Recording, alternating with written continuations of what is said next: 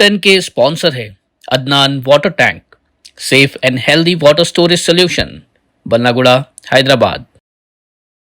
अस्सलाम वालेकुम नाज़रीन, मैं हूं आसिम खान और आप देख रहे हैं BBN चैनल। आइए देखते हैं आज की टॉप 10 न्यूज़। अमेरिका के इंडिपेंडेंस डे के मौके पर सदर डोनाल्ड ट्रंप ने व्हाइट हाउस में वन बिग ब्यूटीफुल बिल को कानून बनाने के लिए साइन किया। सदर ट्रंप ने इस बिल को सबसे पॉपुलर बिल भी करार दिया।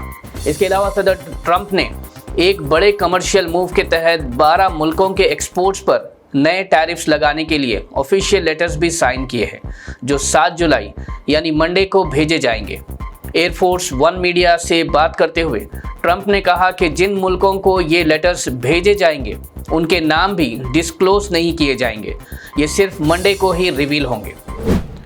रशिया ने यूक्रेन के दारुल हुकूमत कीव पर जंग के आगाज से अब तक का सबसे बड़ा मिसाइल और ड्रोन हमला किया। करीब 539 से ज़्यादा ड्रोन्स और 11 मिसाइल्स इस हमले में इस्तेमाल किए गए, जिससे कीव के तकरीबन तमाम डिस्ट्रिक्ट्स को ही निशाना बनाया गया।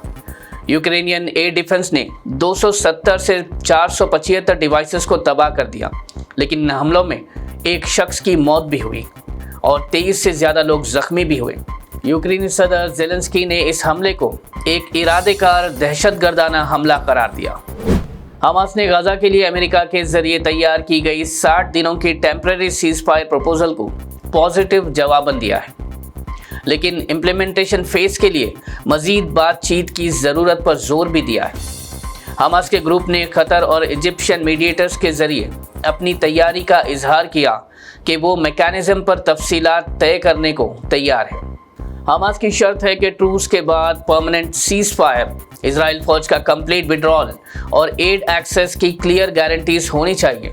साथ ही वो होस्टेजेस और फ़लस्तीनियन कैदियों के तबादले के हवाले से भी क्लैरिटी चाहते हैं।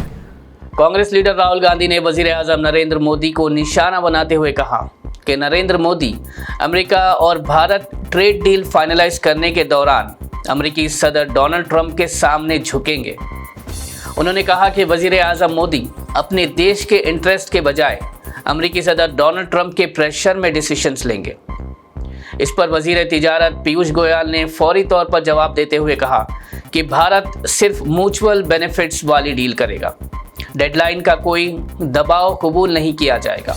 मोदी सरकार का कहना है कि डील सिर्फ सही वक्त पर और देश के हित में ही की जाएगी। Central civil aviation minister Ram Mohan Naidu ने देहरादून कॉन्फ्रेंस के दौरान बताया कि पिछले 10 सालों में मुल्क भर में हर 40 दिन में एक नया एयरपोर्ट का इजाफा हुआ है।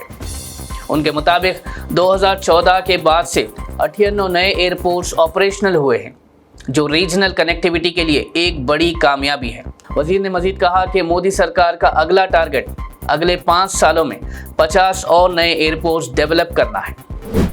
हैदराबाद में बारिश के इम्कानात के मद्देनज़र हाइड्रा टीम्स ने नाले और ड्रेन्स की सफाई का बड़ा पैमाने पर काम शुरू कर दिया है। मॉनसून इमरजेंसी टीम्स और डिज़ास्टर रिस्पॉन्स फोर्स के कारकुन शहर के मुख्तलिफ इलाकों में गार्बेज, प्लास्टिक और सिल्ट हटा रहे हैं। इसके अलावा कई और नालों में भी क्लीनिंग ड्राइव चलाई गई, जहां पानी की रवानगी में रुकावटें हो चुकी थी। इलीगल इंक्रोचमेंट्स को हटाने के लिए GHMC और SNDP इंजीनियर्स भी साथ मिलकर काम कर रहे हैं। BRS लीडर KTR ने तेलंगाना वजीर आला रेवंत रेड्डी का ओपन डिबेट चैलेंज कबूल करते हुए कहा कि वो 8 जुलाई को प्रेस क्लब या किसी भी वेन्यू पर सामना करने को तैयार है। KTR ने कहा कि उन्हें सिर्फ 72 घंटे का इंतज़ार है और वजीर आला में अगर हिम्मत है तो वो सामने आए और डिबेट करें। उन्होंने कांग्रेस सरकार पर फर्टिलाइजर्स और यूरिया की सप्लाई में नाकामी और पानी के डाइवर्जन्स का इल्ज़ाम भी लगाया। KTR ने रेवंत रेड्डी को नायडू का कोवर्ट करार देते हुए कहा कि वो तेलंगाना के हित के बजाय आंध्रा एजेंडा चला रहे हैं। तेलंगाना के civil supplies minister Ponnam Prabhakar ने BRS लीडर KTR के डिबेट चैलेंज का जवाब देते हुए कहा कि ऐसी बहस प्रेस क्लब में नहीं बल्कि असेंबली के अंदर होनी चाहिए। उनका कहना था कि जब मसला किसानों का हो, सरकारी पॉलिसीज़ का हो, तो उस पर चर्चा भी सरकारी फोरम पर होनी चाहिए।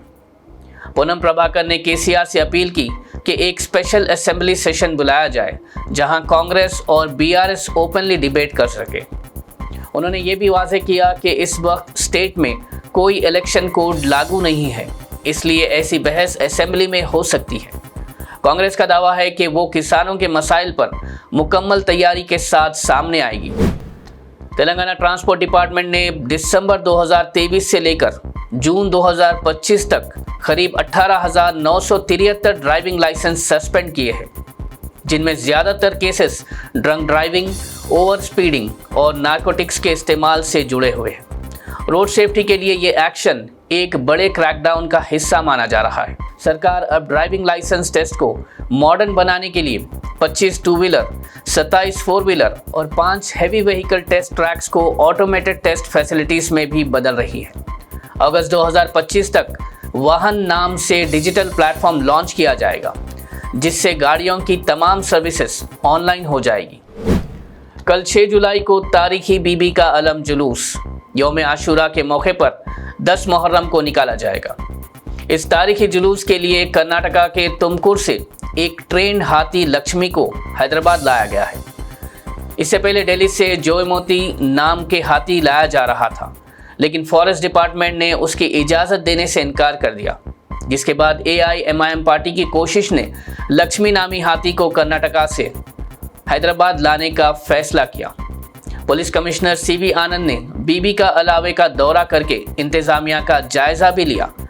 हाथी की लेट अराइवल के सबब इस मर्तबा कोई ट्रायल रन नहीं हो पाया है, तो ये लक्ष्मी हाथी का आशूरा के दिन रवानगी का पहला तजुर्बा होगा। नाज़रीन, ये थी आज की टॉप 10 न्यूज़। देखते रहिए BBN चैनल। मुझे दीजिए इजाज़त। अल्लाह हाफिज। क्या यार, आज फिर से लेट? अब तो लेट जाए। शर्म से देखो पानी पानी। बस यार, रोज की तरह वही कहानी। एक तो काम की परेशानी, ऊपर से जब भी देखो एक कहानी।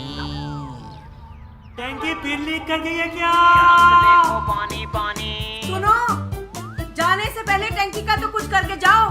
जब भी देखो एक कहानी। बस इतनी सी बात। ओ मेरे यार, ये रोज रोज की परेशानी से अपना जान छुड़ा और एक ही दफा लिया अदनान डीलक्स का वाटर टैंक। फिर देख कैसे तेरी जिंदगी में सुकून आता है।